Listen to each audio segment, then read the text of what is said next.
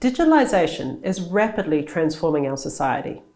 Yet women and girls continue to be underrepresented in digital and STEM fields, excluding them from careers of the future.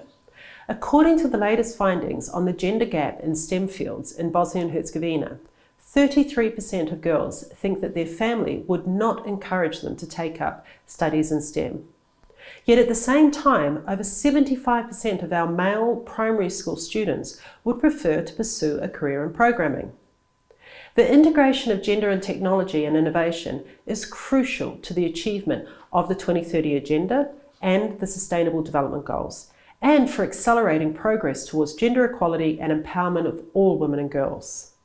The underrepresentation of women in science and technology is often influenced by prejudice and stereotypes. For example, primary school students in Bosnia and Herzegovina believe that men are better at programming and as engineers, while women are better psychologists and journalists. Digital tools, services, and careers must also be accessible to women and girls.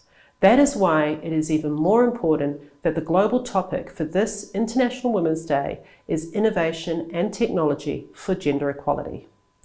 I invite you to join us in ensuring that women and men have equal access to digital skills and equal opportunity to advance in the fast-growing field of digital innovation. Happy International Women's Day.